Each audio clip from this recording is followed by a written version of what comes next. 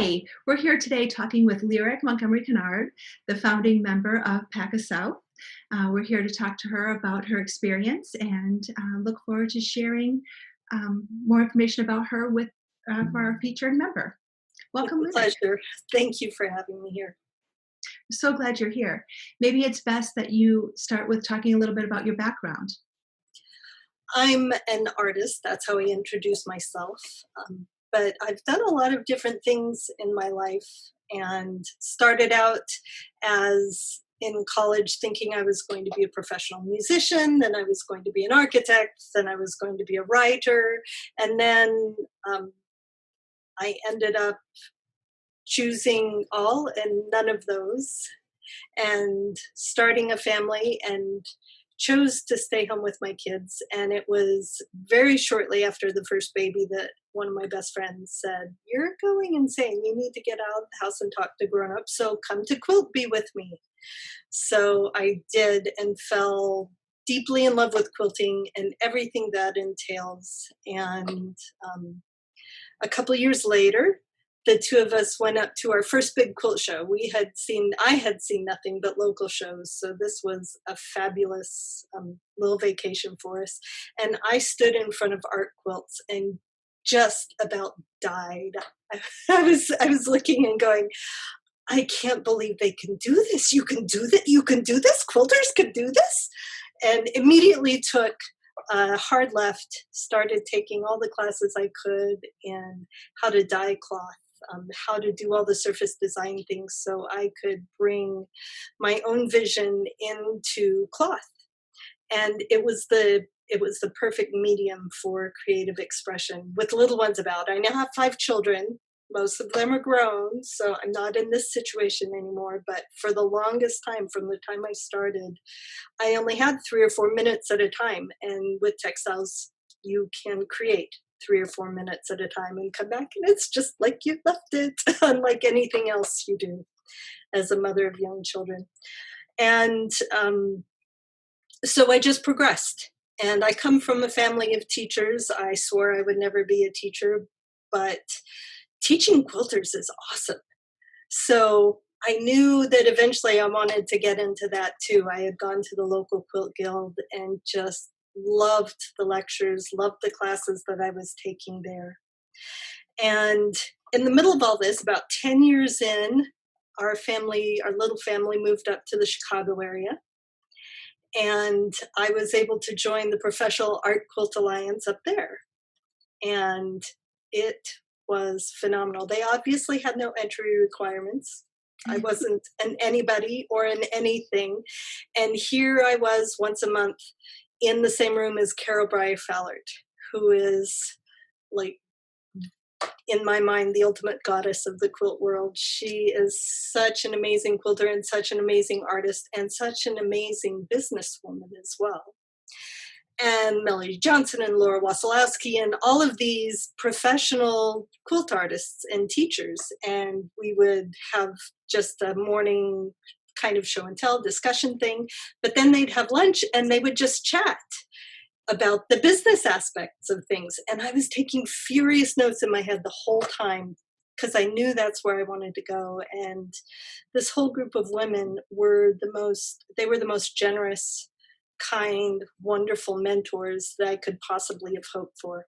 So when we moved back here to Raleigh, I was ready to go, ready to hit the ground running with a teaching career. I registered as a business, but very shortly realized how much I missed that group of colleagues, that group of art quilters, of people who wanted to be in the professional level of this. And I have learned many times throughout my life that sitting around waiting for something to show up doesn't work. So I just put out a call and said, people, here's the tribe I want to form, come join me. And so we did. Our first PAQA South meeting drew from quite a broad region here in the South. We don't have the population density that they do in Chicago. That was a much tighter, smaller area, even though people came from Wisconsin and Indiana. but they didn't live very far away. We had people from Tennessee and Georgia who came out for our first conference. And I cannot tell you how thrilled and excited I was just to be in the same room with my people again. Art quilters in general are amazing, but art quilters are phenomenal. They are. They are. So that was kind of your history and how you came to form PAQA-S. Do you want to tell us a little bit about what your work aims to say? My work as a textile artist has evolved over time. I've been doing this for 25, 30 years or so. And as I evolve and change as a person, and I have many times, and because I've done this whole thing at the same time that I've had the 5 children, I have large gaps in my productivity. You know, there are many times where I wouldn't complete a single quilt in a year. And if it had been a year or two between the last time I could make anything substantial, my brain and my life would be in a completely different place. So it would look like a new quilter had started. You know, I'm taking notes, I'm making sketches whenever I'm not creating. But when I come back, it's a different thing. So I went through my jewel tone abstract phase, and then I went through the earthy, golds and rich browns and greens phase, mostly abstracts. And then I've gone through several different technique phases. One of the things I love the most, that I still love the most, is surface design. So I'll do a whole cloth piece that is very subtle in a way. I'll start with blank cloth and layer very, very neutral dyes in layers and take out some of that dye with screen printing and patterning, and then usually have a big focal point piece on it. A lot of times nature images, sometimes music images, but it's a technique driven thing. Most recently, my work kind of falls into 2 separate areas. I recently completed, or at least got enough done in a series to fill a gallery, right? I don't think the series is done yet. I'm just taking a break from it, of abstract work, very geometric, based on the imagery of millstones, of that beautiful circle and the linear movement that happens within the way that circle is divided up. And a lot of them are very simple and very, again, just abstract geometrics. But then on the other side of that, I've also used my vision and my voice to speak to some of the issues of our day. I come from immigrants, both long ago and the generation right before me, and I'm very concerned with what's happening to them in America right now. So some of my current work is highlighting the contributions that immigrants have given to the United States, and also highlighting the difficulties and the injustices that they're facing right now. Fantastic. You mentioned you were working on 2 different kinds of projects, one being the geometric. What was the other one? The more political, representational, often portraiture. I do a lot of work with photo manipulation, especially photos of my ancestors, and I'll work in Photoshop, then print those on cloth and stitch. Very nice. Do you have particular design process or principles that you really are interested in at this moment? Overall design principles is my soapbox thing. That's what I teach the most, is how to look and see and think like an artist, how to understand the visual language, how to speak about the elements of texture, shape, color, line, and value, and how those elements come together to create the principles of unity and focal point and things like that. So I'm teaching that nonstop. But as I create, I just work. Usually when the conscious thinking about design principles comes in is when you hit a roadblock, and then you stop and step back and look and go through the elements and principles one by one to figure out what's going wrong and how to fix it. So I don't have one real way of working. If I'm doing portraiture, often I'll work from photographs and do design manipulation digitally or print them out or make my own patterns. But when I'm working abstractly, it's almost entirely improvisational. I move the shapes around on my design wall as I step back and look and see what looks right. So that's how you work on an individual piece. How do you go about um, developing a body of work? Is that something you do strategically, or is that something that just happens? Both. Um, Definitely both. It depends on the deadline I have. When I had the opportunity to have a solo show in a gallery setting, which meant that there would be nothing to compete with just my work in an entire room, that was definitely a planned in advance. Here's the thing. That was the millstone, the mill wheels theme that was going on. And so everything in the room related to each other. One piece and I didn't plan out all the works in advance. I knew how many I needed, um, but each piece would bring up questions and ideas, and those questions and ideas would be asked and explored in the next piece, and so on. So that's how that series worked. But other times, there will be an image or something that fascinates me that I come back to, sometimes years apart. I have a whole series of quilts with ammonite imagery, the fossil that Mhm. looks like that beautiful Fibonacci sequence snail shell. And I think the first one was made like 15 years ago, but the most recent one was made last year. So I didn't even realize it was a series until you pull them all out and put them together. How many quilts do you need to have a series? I don't know, like I three or think four. Is that enough? Yeah. Yeah, any of them that go together. I think three is good. three is a good number. You've mentioned briefly your work around immigrants. Have you had an opportunity to display those?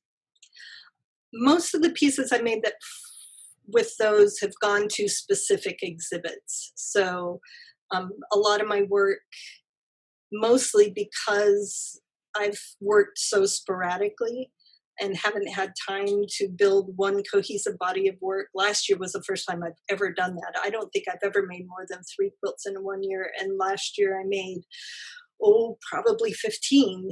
That was phenomenal. Amazing what happens when your kids are older and give you some time. Um, I remember what I was going to say. But before then, mostly what I do is one piece at a time for this juried show. And the last several years, it's mostly been invitational juried shows. So somebody will know my work and invite me to create a piece specific to an exhibit that they're putting together. So the political pieces have all gone to exhibits like that because I'm not shy about my political views as far as immigrants and refugees are concerned. So when they have a cause that they want to promote, they know they can come to me. It's fantastic. So, what are you working on now? Well, right now we're in the middle of this crazy shutdown pandemic thing. And for a long time, my brain just shut down. So I made masks, as every other quilter has. And with the scraps, as I watched my stash disappear, because I mostly work with my own hand-dyed work, and the only commercial stash I have is batiks, because I adore batiks. I have actually gone through my entire stash. It's all gone. And who knew that could happen, right? Who Right.